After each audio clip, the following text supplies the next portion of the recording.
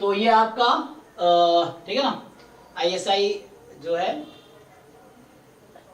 MSQMS का paper 2023 वाला है, पार्ट बी जो है। ओके, तो क्या करें एक बार देखते हैं कितने क्वेश्चन है इसमें टोटल। सो टोटल क्वेश्चन है आपके पास 8 है ना, और ईच क्वेश्चन में 3 पार्ट्स हैं, कुछ में 3 कुछ में 2। ओके 2, चलो ट्राई करते हैं। देखो तो हाँ जी विशाल, कुछ पूछना है? चलो ठीक है। देखो तो पहला क्या बोल रहा है कि ABC पॉजिटिव नंबर है, ठीक है ना। ABC क्या है? पॉजिटिव नंबर है इस तरीके से कि A less than B less than C है। तो प्रूव करो आप कि A square plus B square plus C square और अपॉन में ABC जो होगा C स्क्वायर अपॉन A और A स्क्वायर अपॉन C से के बीच होगा। ओके, तो ये प्रूव दैट वाले क्वेश्चन थोड़े से ट्रिकी होते हैं, आपको सोचना पड़ेगा क्या कर सकते हैं यहाँ पे, है ना। चलो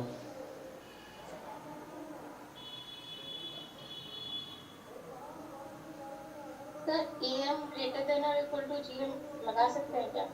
सोचिए, लगा सकते हैं, ट्राई करने में क्या है, सोचिए। नंबर्स तो AM GM लगाएंगे तो वहां ABC आ जाएगा। अच्छा हाँ, तो सोच सकते हैं उस तरीके से भी।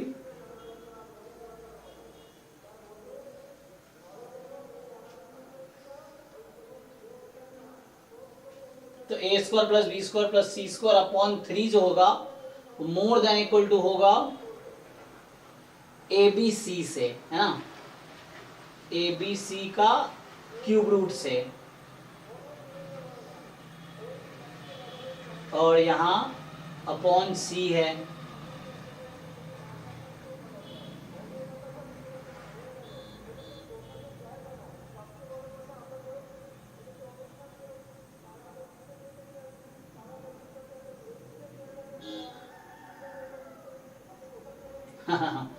अच्छा, अगर ये पूछा जाए तुमसे, देखो अगर आपसे पूछा जाए कि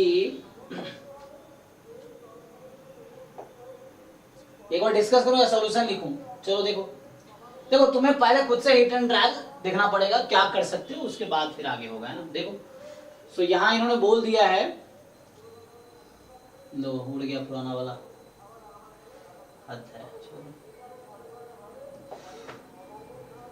सो यहाँ A less than B less than C है, तो A square less than B square less than C square होगा, और A square plus B square plus C square less than equal to क्या होगा, लेस देन क्या होगा। अगर मैं बात करूं यहां से, इसने कहा है जो पहला क्वेश्चन है A less than B less than C, और ये सब पॉजिटिव है, ये पहले क्वेश्चन कह रखा है। तो हमें तो ये भी पता है कि A square less than B square less than C square होगा। अब A square plus B square plus C square less then what, क्या लिख सकता हूं मैं, बोलो भाई।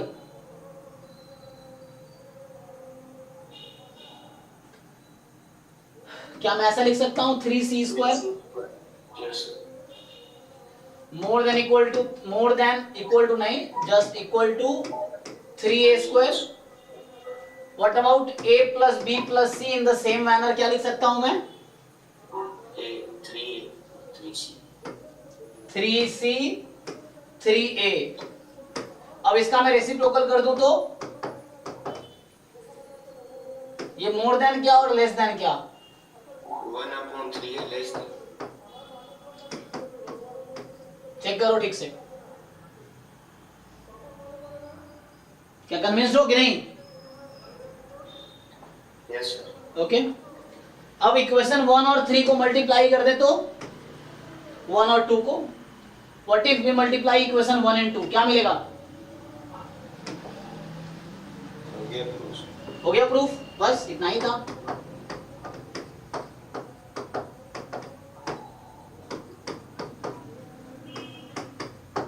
बस यही लिखना है एग्जाम में तुम्हें, हो गया।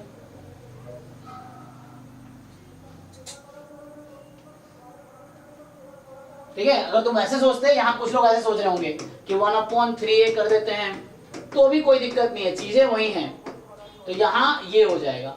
रेसिप्रोकल करने से इनइक्वालिटी अपोजिट हो जाती है, तो ये जो लेस देन है मोर देन हो जाएगी। इसी चीज को मैंने ऐसा लिखा है। अब इक्वेशन 1 और इक्वेशन 2 को मल्टीप्लाई कर दिया करस्पॉन्डिंग टर्म्स के साथ, हो गया। ये प्रूफ जो करना था प्रूफ हो गया। चलो नेक्स्ट जो है कि consider the numbers 0, 1, 2 up to n, ठीक है। So consider number 0, 1, 2 up to n including a list of क्या बोल रहा है, consider the number 0, 1, 2 n included in a list with frequencies 1, nc1, nc2, ncn, ठीक है। मतलब एक लिस्ट है, उसमें ये सब नंबर है, 0 एक बार है, 1 जो है n टाइम है, 2 nc2 टाइम है, एंड सो ऑन, n जो है ncn टाइम है, ठीक है। Find the mean of the numbers in the list. आसान है कि नहीं, बताओ तुम लोग कर पाओगे कि नहीं? जैसे मान लो जो भी डिस्कशन होने वाला है तो तुम लोग ट्राई करके आओ, तो उससे बेटर रहेगा कि आपको एग्जैक्टली आइडिया रहेगा कि आप वो चीज ऑलरेडी जानते हो या आपको सीखना है। अभी जैसे मैं करा रहा हूं तो आपको ऐसा लग रहा होगा आपको कुछ नहीं आता, लेकिन अगर आप ट्राई करके आओगे तो आपको ऐसा पता रहेगा कि बहुत कुछ आपको आता है, कुछ चीजें सीखनी है आपको, ये चीजें हैं। तो ये सब और खुद से सॉल्व करके आओगे, ट्राई करके आओगे। मैं भी ट्राई कर रहा हूँ, मैंने इससे पहले ये पेपर नहीं पढ़े हैं, मैं फर्स्ट टाइम अभी ओपन किया हूँ, ठीक है ना, क्योंकि इतना टाइम मेरे पास है नहीं कि मैं प्रिपरेशन करके आऊँ, तो मैं अभी कर रहा हूँ जस्ट, ठीक है। तो इस तरह तुम्हें भी घर पे ट्राई करना है जस्ट, कि कोशिश करके देख लो क्या होता है, ज्यादातर क्वेश्चन सॉल्व कर पाओगे तुम। So summation of xi fi upon summation of fi. Yes चलेगा। हाँ ये xi है, ये fi है, चलेगा।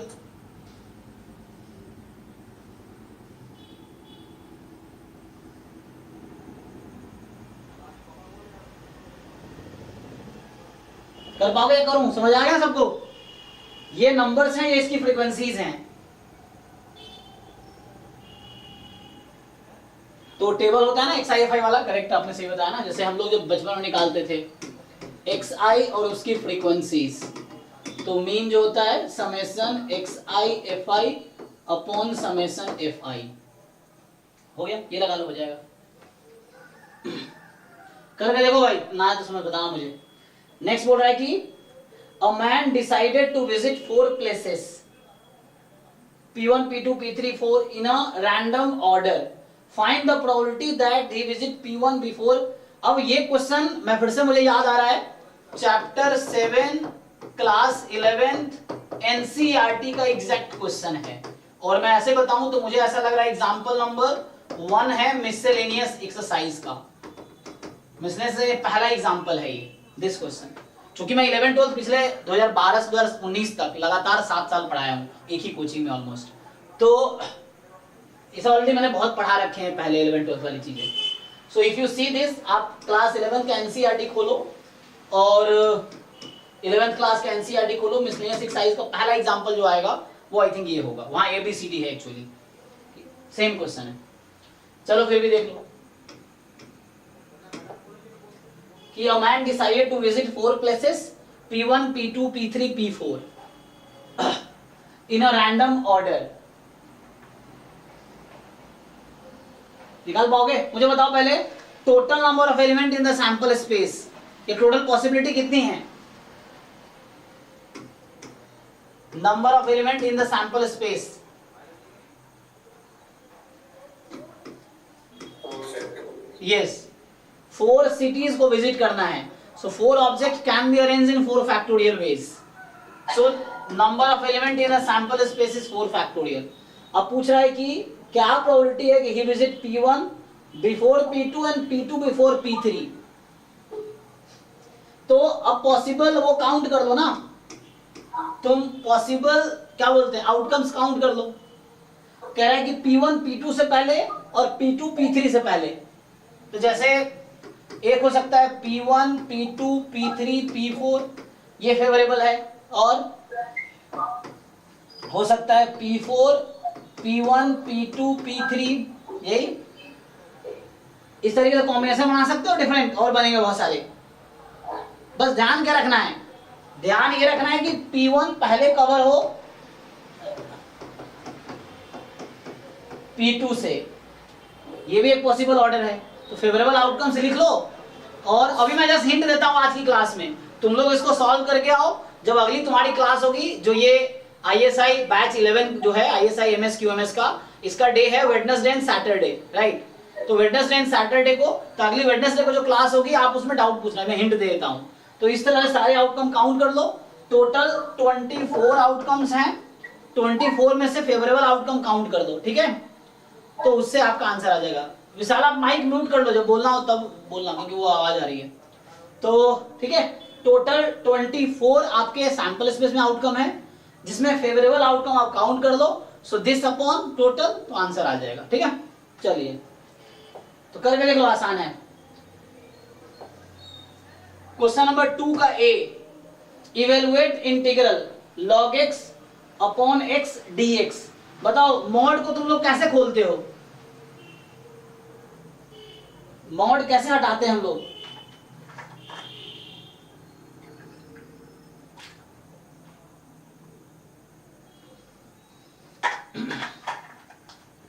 मेरा क्वेश्चन ये है, हाँ ग्रेटर देन 0 लेस देन 0 से हटाते हैं। यस, तो सेम यहाँ भी करना है। ग्रेटर देन e और लेस देन e। यस, तो यहाँ भी log x अपॉन x है, ये देखना है ये कब पॉजिटिव है कब नेगेटिव है, तो उसके हिसाब से हटाना पड़ेगा आपको। तो ये इंटरवल दे रखा है e की पावर -1 से e की पावर 2। अब आपको देखना है ये कब पॉजिटिव नेगेटिव होगी। मैं सॉल्व करूं या तुम लोग ट्राई करोगे?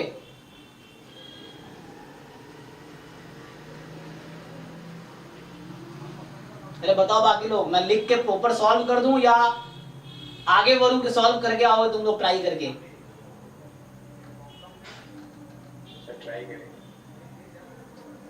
सिंपल, पहले मॉड हटाना, मॉड हटाने के देखना कि इंटरवल में कब ये पॉजिटिव कब नेगेटिव है। तो जहां पॉजिटिव है मॉड हटा के प्लस लिखो, जहां नेगेटिव है मॉड हटा के माइनस लिख दो, इससे हो जाएगा। दूसरा क्या है, calculate the sum of the first 50 terms.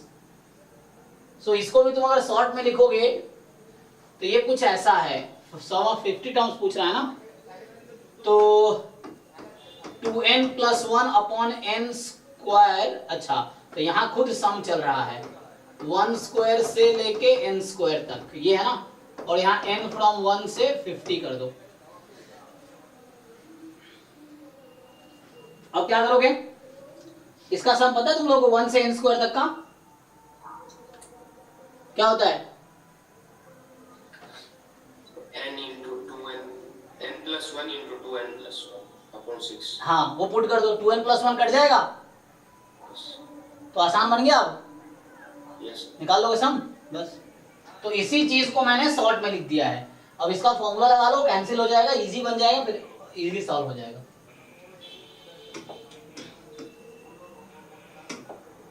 Third question है कि let a biased coin upon being tossed has probability of turning on head is 2/5। तो हेड आने की प्रोबेबिलिटी 2/5 है and probability of turning on tail is 3/5। तो head आने की probability 2/5, tell की प्रोबेबिलिटी 3/5। मतलब कॉइन को टॉस किया, हेड की 2/5, टेल की 3/5। अब जो कॉइन है इज टॉस्ड 5 टाइम्स, कॉइन को हमने 5 बार टॉस किया, ठीक है। So coin is tossed 5 times. Determine the probability of turning of exactly 3 heads. तो एक तो हेड की प्रोबेबिलिटी पता है, टेल की पता है, कॉइन को 5 बार टॉस किया। सो व्हाट इज, पहले ये बताओ what is probability of turning exactly 3 heads, all of them consecutive. अच्छा, आगे ये बोल दिया ऑल ऑफ देम कंसेक्यूटिव। क्या प्रोबेबिलिटी है कि तीनों हेड एक साथ आएगी, एग्जैक्टली 3 हेड्स एक साथ आएगी। ऑल ऑफ देम कंसेक्यूटिव, हाँ लगातार तीनों हेड मिलेगा, इसकी क्या प्रोबेबिलिटी है? तो एक तो तरीका है कि तुम सैंपल स्पेस लिख लो, वो भी एक तरीका है, काउंट कर सकते हो। तो ज्यादा थोड़ा नहीं हो जाएगा, ज्यादा हो जाएगा। 2 की पावर 5 कितना होता है? हाँ, 4 ही केस बनेंगे सर सीधे। ओके, जैसे 2 की पावर 5 32, टोटल 32 आउटकम होंगे सैंपल स्पेस में। अगर आप लिखोगे for example H H H H 5 बार, है ना। फिर इसने कहा है कि exactly turning exactly 3 heads all of them consecutive, तो इसके फेवरेबल आउटकम ये तो हो गया टोटल सैंपल स्पेस के आउटकम। अब फेवरेबल आउटकम काउंट कर दो, हो जाएगा ना। हाँ, तो तुम बता रहे हो कि एक हो सकता है H H H T T, ऐसा हो सकता है T H H H T T H H H 5 है ना, T T H H H. और क्या हो सकता है? मैं सही लिख रहा हूं ना? 5 हो गया ना। और कोई पॉसिबिलिटी है? देख लो, 3 बार हेड लगातार आना चाहिए।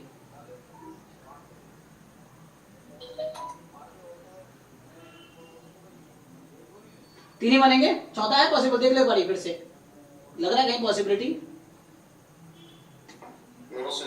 3 हो गए ना, तो ये 3 हो गए, ये 32 है, तो आपका आंसर 3/32 हो गया। तो आसान क्वेश्चन है ना, इसे तो 11 12 लेवल के क्वेश्चन हैं तो। डायरेक्ट थोड़ी होगा। हाँ, दोनों मिलाके 22 हो गए। नहीं समझे, फिर से बोलो। पॉइंट 22 है ना sir, probability. Oh sorry sorry, हाँ, ये मैं गलती कर दिया। हाँ, वो मैंने गलती कर दी। तो अब क्या करेंगे, हर आउटकम का मतलब यहाँ पे सैंपल स्पेस एक्चुअली जो उसके हर आउटकम इक्वली लाइकली नहीं, जो मैं लगा रहा था अभी गलती से लगा दिया 3/32, वो इसलिए किया क्योंकि ये केस तब वैलिड है, मतलब जो फ्रीक्वेंसी वाला कॉन्सेप्ट है, number of favourable outcome upon total number of outcome, ये क्लासिकल थ्योरी है प्रोबेबिलिटी की, ये तब वैलिड होती है जब सैंपल स्पेस इक्वली लाइकली हो। तो मैंने लिख दिया क्योंकि मैंने मान लिया कि बायस्ड कॉइन अनबायस्ड कॉइन है, लेकिन यहाँ तो दिखा हुआ है ना, भूल गया मतलब। तो ये आपको भी ध्यान रखना, गलती करोगे एग्जाम में मार्क्स कटेंगे, है ना, जैसे मैंने भी किया था। तो इस तरह मैं भी करके आता हूँ एग्जाम में, तो ये सब सिली मिस्टेक्स है जो आपको थोड़ा केयरफुल रहना पड़ता है एग्जाम में क्या दिया हुआ है।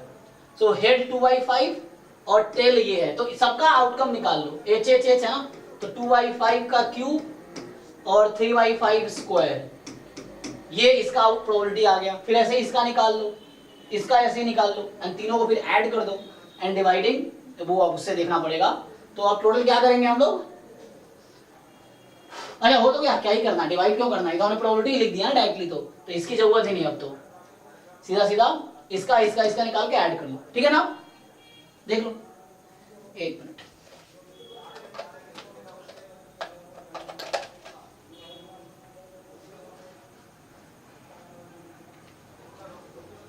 बताओ भाई विशाल, ठीक है ना अभी आंसर जो बताया अभी, ये फाइन है? फाइनल? Yes sir. ओके, चलिए नेक्स्ट देखते हैं। तो द नंबर्स 1 2 3 अप टू 100, ठीक है।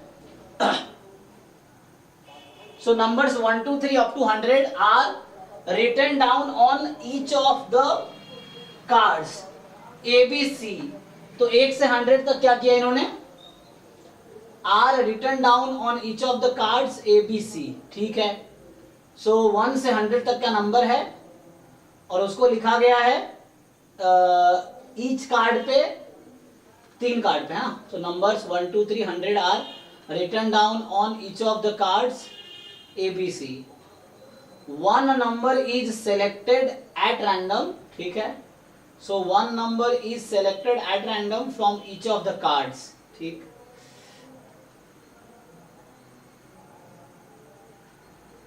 One number selected at random from each of the cards, ठीक है। So find the probability that the numbers so selected, numbers so selected at random from can be the measure, या in cm of 3 sides of a right angle triangle. Okay, तो question ये आ गया। तो मतलब एक card से तुमने 1 से 100 में कोई नंबर सेलेक्ट किया, दूसरे कार्ड पे भी तुमने 1 से 100 के पीछे कोई नंबर सेलेक्ट किया, तीसरे पे भी एक एक कार्ड सेलेक्ट किया। अब ये बोल रहा है कि सो क्या प्रोबेबिलिटी जो 3 नंबर तुम सेलेक्ट कर रहे हो वो 3 साइडेड ट्रायंगल का, मुझे बताओ कोई 3 नंबर कब ट्रायंगल की 3 साइड्स हो सकती है? Pythagoras theorem. नहीं, राइट एंगल ट्रायंगल में पाइथागोरस लगता है। राइट एंगल थोड़ी बोला है इसने, राइट बोला है, ओ सॉरी राइट ही बोला है। तो राइट एंगल ट्रायंगल का हो सकता है, हाँ तुम सही बोल रहे हो, ट्रायंगल, हाँ। तो राइट एंगल ट्रायंगल का हो सकता है, पाइथागोरस फॉलो करेगा। तो मतलब 3 नंबर जो सिलेक्ट कर रहे हैं वो क्या होगा? 3 sides of a right angle triangle. हाँ राइट एंगल ट्रायंगल है, तो एक तो ये कंडीशन हो गया तुम्हारा। तो इस तरह कितने पेयर्स मिलेंगे तुम बताओ?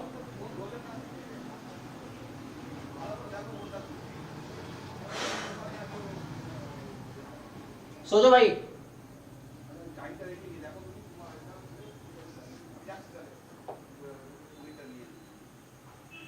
हाँ मतलब ये राइट एंगल ट्रायंगल से पाइथागोरस है, और ऐसे बोलता कि कोई भी 3 नंबर है, वो जस्ट ट्रायंगल लिखा होता तो क्या होता? राइट एंगल ट्रायंगल की जगह जस्ट होता ट्रायंगल की साइड, देन क्या होता है? हाँ, तो sum of 2 sides should be greater than the third side. ठीक है, तो यहाँ सिंपल है ना, डिनोमिनेटर में तो आ जाएगा 100, चूज 3 नंबर चूज कर लो विदाउट रिप्लेसमेंट, ऑर्डर फिक्स कर सकते हो आप। तो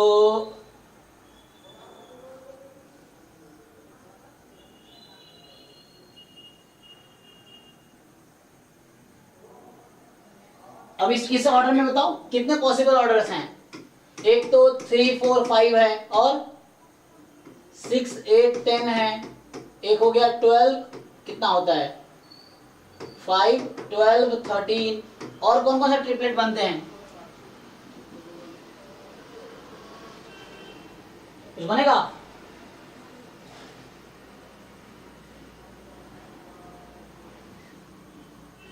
एक मिनट ये बताओ मुझे, मैंने जो लिखा है ये विदाउट रिप्लेसमेंट सही लिखा है?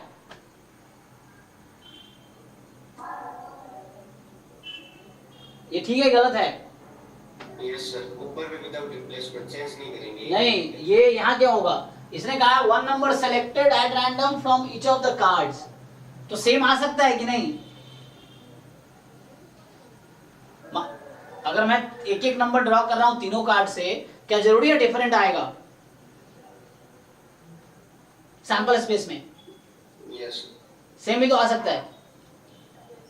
इसने कहीं फिक्स नहीं किया कि एक मिनट को 1 से 100 कार्ड ए पे लिखा गया, 1 से 100 कार्ड बी पे, 1 से 100 कार्ड सी पे, ये ना, और एक नंबर सेलेक्ट किया eight random from each of the cards, तो हो सकता है तीनों पे सेम नंबर निकले, ऐसा हो सकता है ना?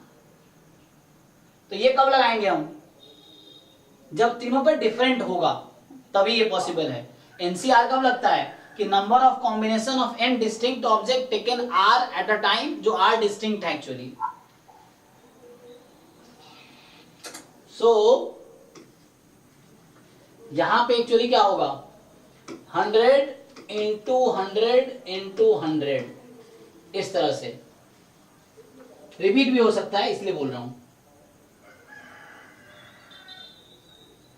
अब बताओ, मैं बोल रहा हूं इस तरह के कितने पेयर्स बनेंगे जो पाइथागोरस को फॉलो करेगा? क्वेश्चन ये है।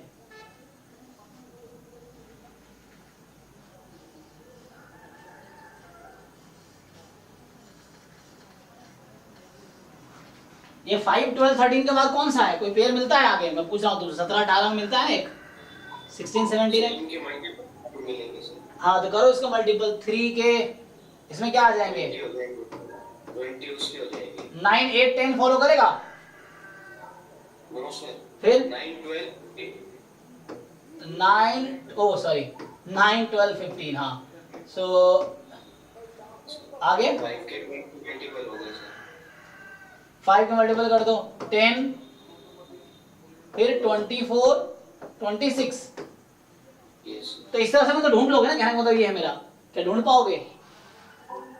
अभी इंक्रीजिंग ऑर्डर में काउंट कर लो, बाद में 3 टाइम कर देना। Sorry, 3 object can be arranged in how many ways? तो इसमें ऐसा भी तो कहीं एबीसी में कहीं भी आ सकता है कोई एक।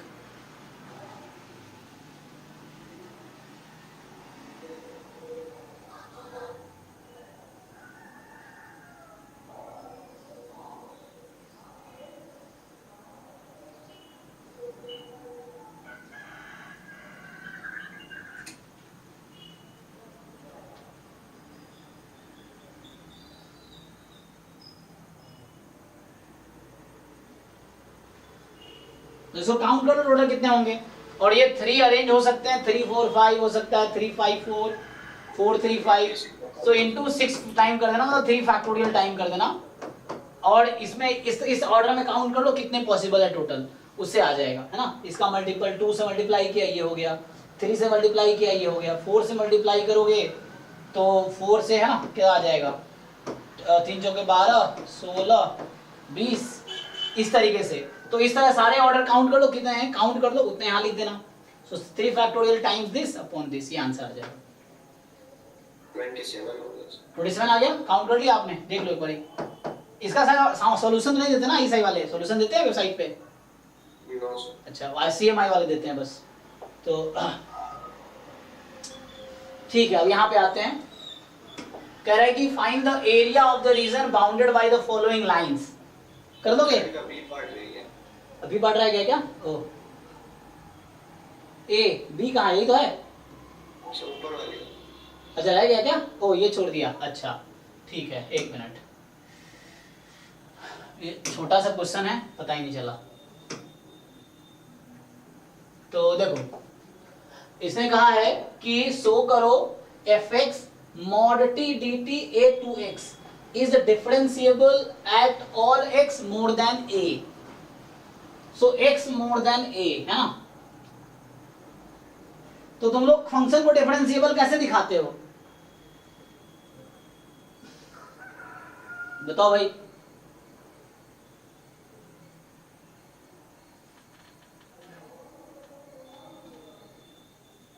कोई फंक्शन डिफरेंशिएबल होगा, इसका क्या कॉन्सेप्ट है, हम क्या प्रूव कर दे इसके लिए कि ये डिफरेंशिएबल हो जाएगा, व्हाट इज द कंडीशन?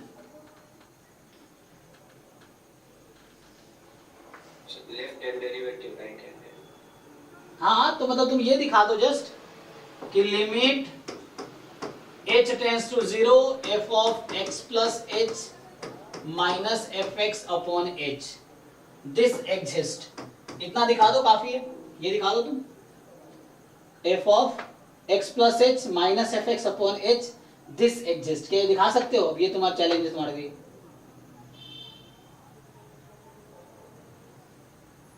दिखा दो ये एग्जिस्ट करता है, दैट्स ऑल। तो ट्राई करके देखो। This you need to just show this function f differentiable होगा at x if and only if this happens. So this limit exist. इसी लिमिट का तुम अगर लेफ्ट हैंड लिमिट ले लोगे तो लेफ्ट हैंड डेरिवेटिव बन जाती है, इसी का राइट हैंड लिमिट ले लोगे तो राइट हैंड डेरिवेटिव बन जाती है, ठीक है ना, उससे आ जाएगा। करके देखो, नहीं तो पूछना नेक्स्ट क्लास में। अभी नेक्स्ट क्लास इसका डाउट क्लास होगा, जैसे आज हमने डाउट क्लास किया एमसीक्यू वाला। तो तुम्हारा काम है, एटलीस्ट जो सिंसियर बच्चे हैं जिनको सच में क्वालिफाई करना है एग्जाम, तो वो सॉल्व करके आओ एंड देन नेक्स्ट क्लास में डाउट डिस्कस करो, ये चीज है। वरना एग्जाम के 4 दिन पहले तो सारे बच्चे जग जाते हैं, इनको एग्जाम देना है कि चलो भैया एग्जाम आ गया पढ़ लेते हैं, तो उस तरह से हैं। और जो बच्चे पहले से पढ़ रहे हैं वो तब रिवीजन कर रहे होते हैं लास्ट 4 दिन पहले एग्जाम के। ये ओके, तो ये हमने कर लिया अभी। और यहाँ पे ये तो इजी है ना, कर दोगे एरिया निकालने वाला। इसके 2-3 अप्रोच है। एक तो तुम एक तो इंटीग्रेशन से भी कर सकते हो, और नहीं इंटीग्रेशन से नहीं करना है तो इन दोनों का इंटरसेक्शन पॉइंट निकाल लो, ट्रायंगल ही तो है ना। तो ये जैसे मान लो फॉर एग्जांपल यहाँ आ गया x1 y1, मान लो ये आ गया x2 y2 x3 y3, है ना।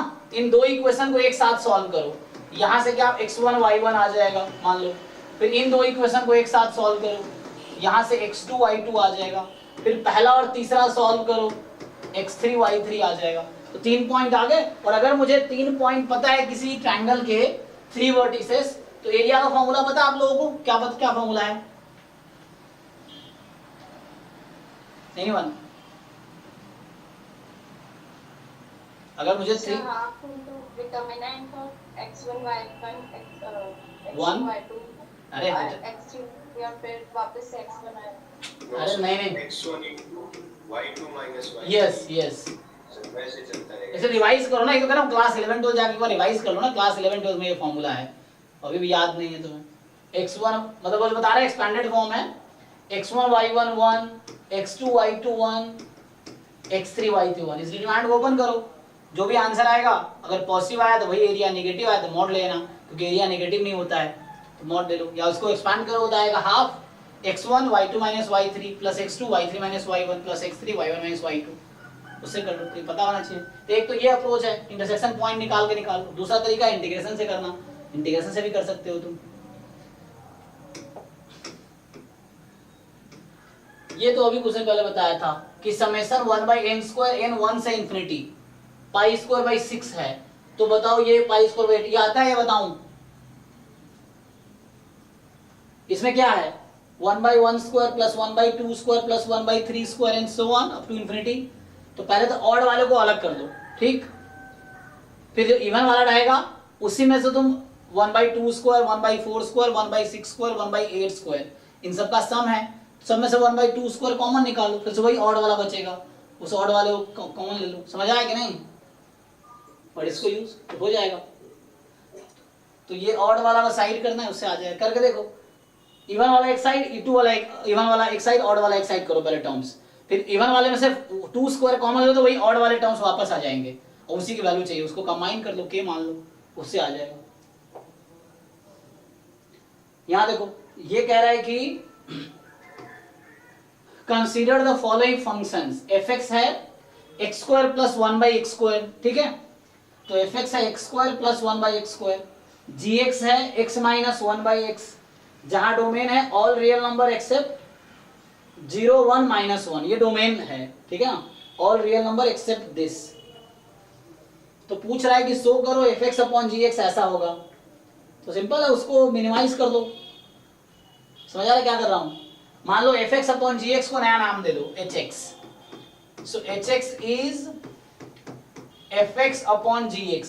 क्या hx की मिनिमम वैल्यू निकाल सकते हो? तुम जानते हो किसी फंक्शन का मिनिमम वैल्यू कैसे निकालते हैं? कैलकुलस से डेरिवेटिव करो, जीरो पुट करो, क्रिटिकल पॉइंट निकालो, तो मतलब तुम मिनिमम वैल्यू निकालो hx फंक्शन का और वो यही आएगी, दैट्स ऑल, यही प्रूव करना है।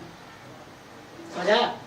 दूसरा तरीका, आप इनइक्वालिटी यूज कर सकते हो। तो इनइक्वालिटी के लिए हम इन दोनों को रिलेट कर सकते हैं। कैसे रिलेट कर सकते हैं? देखो, we can relate this to. एक तो ये अप्रोच है जो सा लेंदी हो सकता है, आसान अप्रोच। दूसरा क्या है, x + 1/x के होल स्क्वायर को मैं क्या लिख सकता हूं? नहीं, x - 1/x, not plus, minus लगा दो। सो x - 1/x के होल स्क्वायर को लिख सकता हूं ये मैं x² + 1/x² - 2। ओके, अब आप डिवाइड कर लो, तो डिवाइड कर दोगे तो बाकी मिनिमाइज करना रह गया। हाँ, ये भी कर सकते हो, तो उससे भी हो जाएगा। समझ पा रहे हो ना क्या बोल रहा हूं? तो इससे करो या ऐसे ही कर लो, जो मैं बोल रहा था वो भी ठीक है। fx रख दो, gx रख दो, डिवाइड करो, नया फंक्शन बना लो, इसकी मिनिमम वैल्यू निकालो, 2√2 आएगी, दैट इज द पॉइंट। नहीं आएगा नेक्स्ट क्लास में पूछना, ठीक है? आगे आते हैं। So next is Sanan Foods in a business that produces and supplies. Sorry, Sanan Foods is a business. Sorry.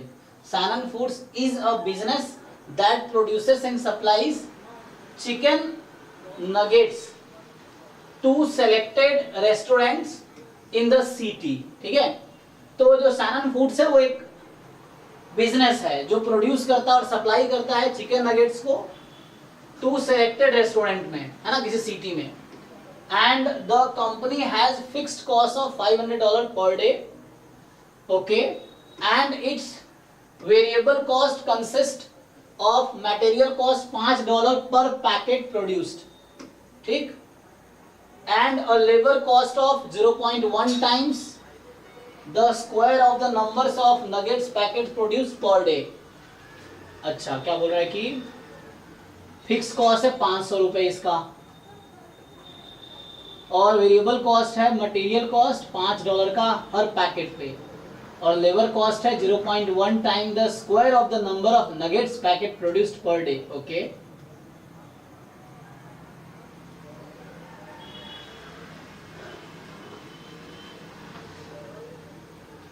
So the company sells each packet for $205.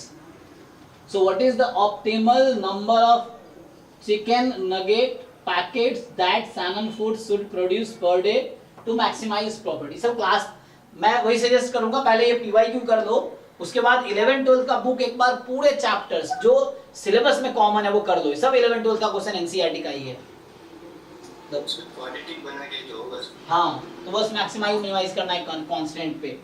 तो यहाँ इसने बोला है कि फिक्स कॉस्ट 500 रुपए है, चलो 500 प्लस $5 पर पैकेट प्रोड्यूस्ड। सो एक पैकेट का 5 क्या लगता है 5, तो 5x हो जाएगा। ठीक, मान लो x number of packet produce किया उसने,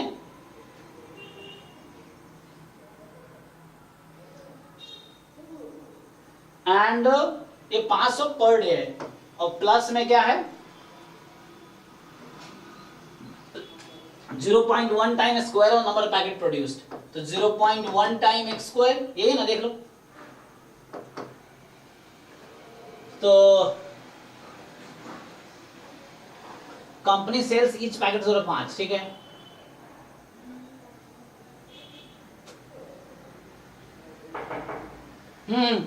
एक मिनट, हाँ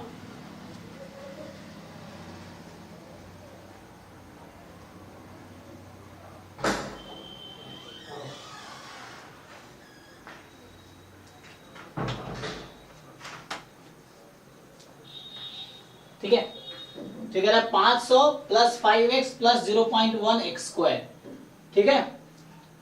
तो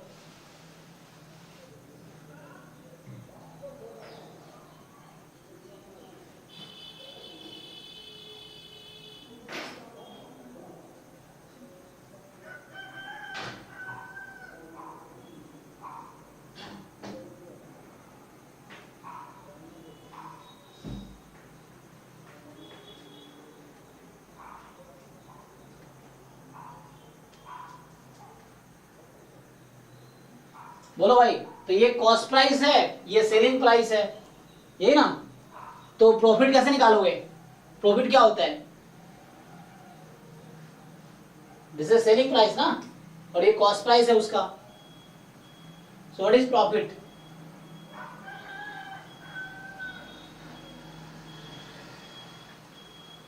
अरे भाई मैं ये पूछ रहा हूँ क्वेश्चन कर पाओगे कि नहीं कर पाओगे, या मैं सॉल्व करूं, मेरा ये पॉइंट होता है, क्या तुम लोग कर पाओगे या मैं सॉल्व करूं।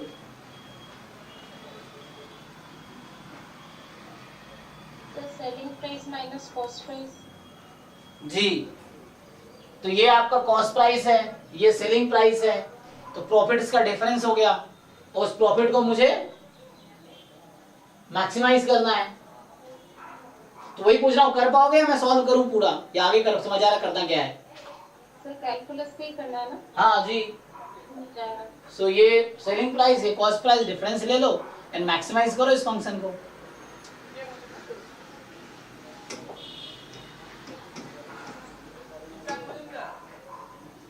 Consider the square matrix this. Find the coefficient of PQ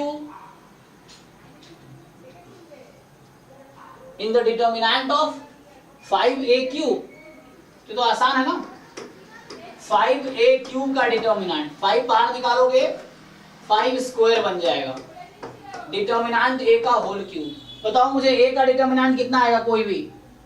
अब इसमें गूंगा मत बने रहना, क्विकली बताओ मुझे आंसर, जैसे ये नहीं आ रहा। What is determinant of A, 2 + 2p। So 2 + 2p क्या होल है ना, तो 25 टाइम 2 + 2p का होल क्यूब। इसको खोल सकते हो, 2 कॉमन ले लो, तो 8 हो जाएगा, 8 × 25 201 + p का होल क्यूब। अब बोला है pq का कोएफिशिएंट बनाओ, तो यहाँ तो pq का कोएफिशिएंट तो 1 ही आएगा इस वाले में, एक्सपेंशन में जस्ट, तो 200 आंसर हो गया, देख लो।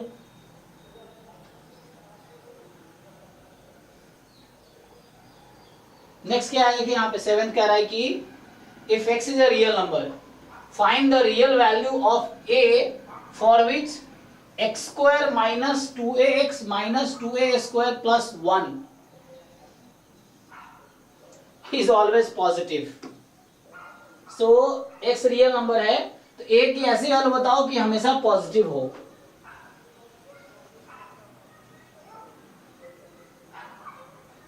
बोलो भाई क्या कर सकते हो।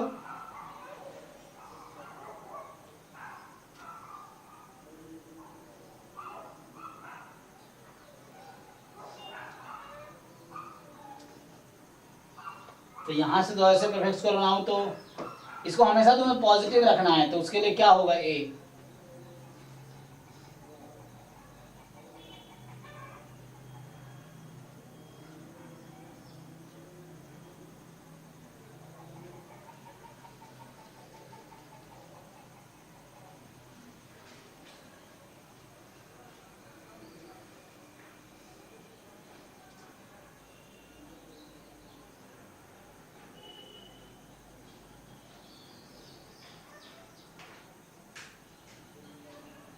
सर इसका वर्टेक्स निकाल के मतलब उसको कुछ बता सकते हैं, वर्टेक्स के कोऑर्डिनेट्स को क्या है? ओके, तो देखो इसको परफेक्ट स्क्वायर बनाओगे तो क्या बनेगा, x माइनस ए का होल स्क्वायर, आगे आगे क्या लिखूं, -3a² प्लस 1, आया ना, चेक करो।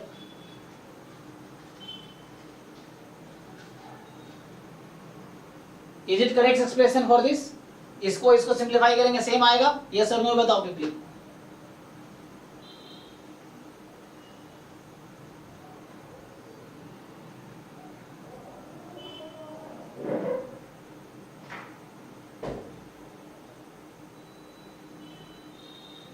अरे तुम लोग को a माइनस बी का होल स्क्वायर आता है ना खोलना? यस सर सही है। सही है ना, ओके। तो क्योंकि अगर ऐसे देखो, मैं फिर से बोल रहा हूँ, अगर तुम लोग इंटरेस्ट नहीं लोगे मैं कोर्स बंद कर दूंगा।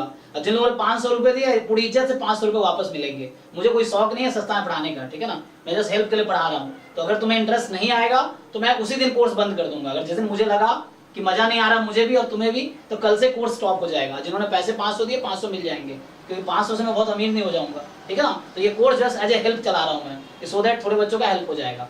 क्योंकि इस कोर्स में ऐसे नहीं कि 1000-5000 बच्चे कि मुझे 500 दो करोड़ों आ जाएगा, है ना, ये चीजें हैं। तो अगर तुम लोग सीखने आए हो तो शराफत से सीखो, नहीं सीखना है तो मैं बंद कर दूंगा कोर्स। और मुझे ऐसा लग ही रहा है 2-4 दिन में बंद हो जाएगा ये कोर्स, MSQMS वाला स्पेशली। अगर इंटरेस्ट नहीं लोगे तो बता रहा हूँ ये।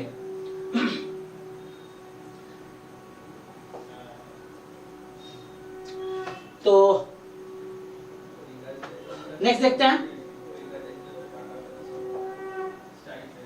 क्या हो रहा है कि there are 3 persons aged 60, 65 and 70। तो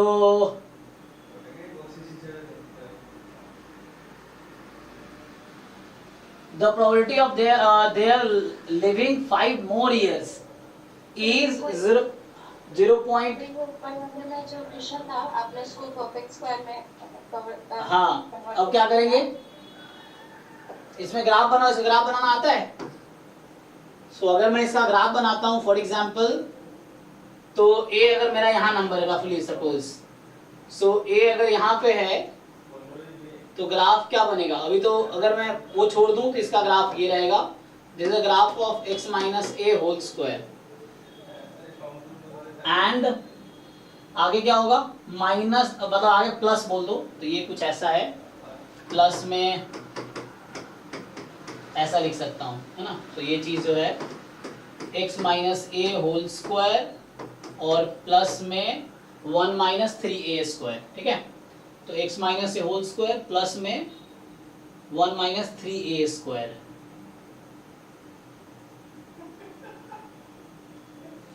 सर इसके डिस्क्रिमिनेंट की वैल्यू नेगेटिव मतलब लेस देन 0 रख के भी एक ही रेंज निकाल सकते हैं? वो भी कर सकते हो, दूसरा ऑप्शन वो भी है। तो अभी मैं क्या कर रहा हूँ, ये x minus a whole square का है, अब आगे प्लस में समथिंग, तो ऊपर जाएगा ये। तो मेनली ये जो गैप है ये क्या है, वही तो नंबर है। तो ये 1 माइनस 3a स्क्वायर को क्या करना है, उसने पूछा है कि this function should take positive value, है ना। तो ये तो ऑलरेडी पॉजिटिव है, तो इसको पॉजिटिव बनाने के लिए क्या कर सकते हैं हम लोग, बना दो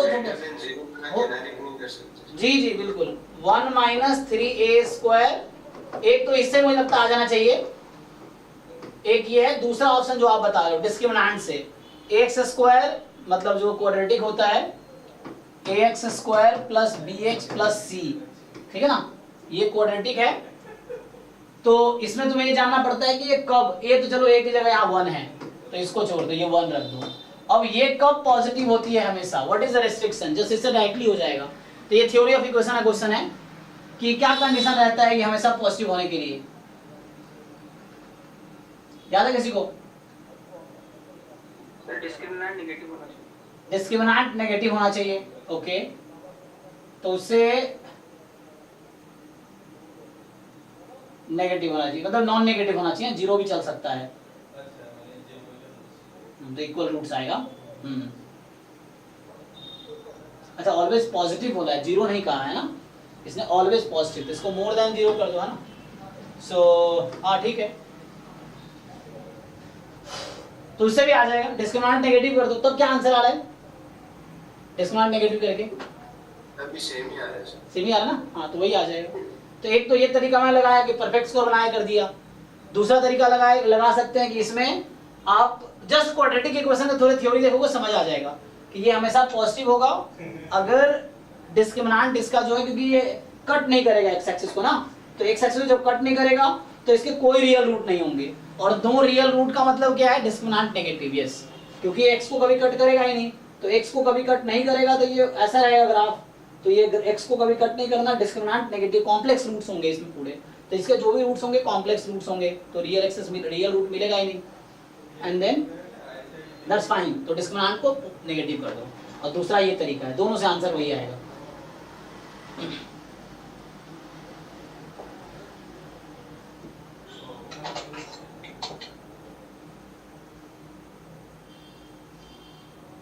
ठीक है, नेक्स्ट देखो। तो ये जो है 7th का B, there are 3 persons age 60, 65 and 70 years. ये 3 पर्सन है। अब प्रोबेबिलिटी है देयर लिविंग 5 मोर ईयर, इन तीनों का 5 साल और जीने का है, 0.8, 0.6, 0.3। So find the probability that at least 2 of 3 persons will remain alive 5 years hence. बताओ तो क्या करोगे?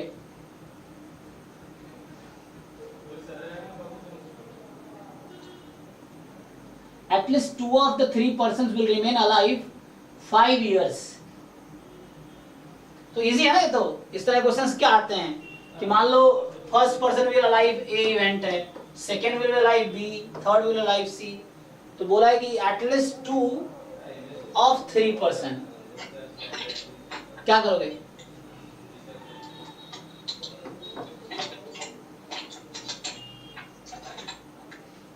कम से कम 2 होने चाहिए ना।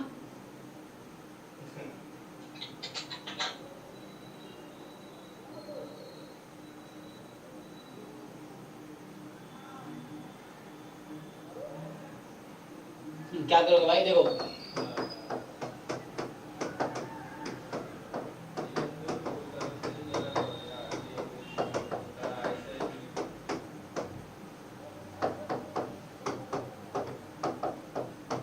कर लो इसको, कर लो सॉल्व। देखो A B alive, B is not alive, A and C are alive, B is not alive, B and C are alive, A is not alive, then A B C none of them are alive.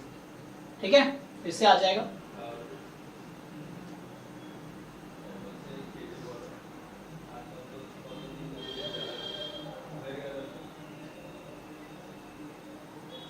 ABC events independent है ना? हाँ, 3 अलग अलग person है ना, तो independent ही होंगे। क्योंकि यहाँ पे 3 अलग अलग पर्सन है ना, तो एक दूसरे के जीने मरने दूसरे का फर्क तो पड़ेगा नहीं, मतलब हाँ। तो सर ये A intersection B intersection C जो प्रोबेबिलिटी होगी 1 minus probability of A complement into probability of B complement into probability. क्यों करना है उससे? आप इसको देखो ना, PA into PB into PC।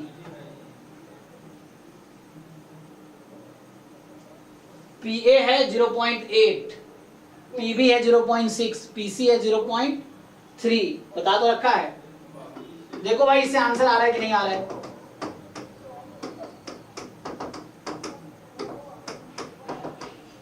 ये है ना 0.863 PA PB PC, तो इसका PA into PB into PC complement, PA into PB complement PC and so on.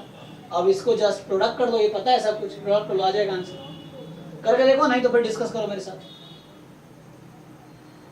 8th क्या है? टाइम है ना हमारे पास, खत्म ही हो रहा है। तो 8th कह रहा है कि if the number appeared on the 2 throws of a fair 6 faced die are alpha beta.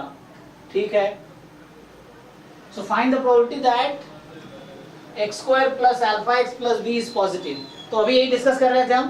तो ये पॉजिटिव कब होगा? जब डिस्क्रिमिनेंट नेगेटिव होगा। चेक करो, यस और नो, जो बता रहे थे, चेक करो, बताओ।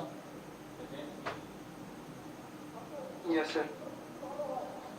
बस ठीक है, तो 20 को -4 नेगेटिव, तो ये कर लो। अब इसका निकालने क्या प्रोबेबिलिटी है? तो alpha square less then 4 beta. अब अल्फा बीटा का पता ही तुम्हें, कंडीशंस क्या है? सो ओमेगा है 11 से 6, तो टोटल 36 आउटकम्स हैं। पहला अल्फा दूसरा बीटा, अब फेवरेबल आउटकम काउंट कर लो, हो जाएगा। ठीक है, so count favourable outcome this, alpha पहला नंबर है, बीटा दूसरा नंबर है, 36 है, देखो 36 में कितने इसको सेटिस्फाई कर रहे हैं, that upon 36। 4 seeds are planted with each of having 80% chance of germinating. Find the probability that at least one seed will germinate.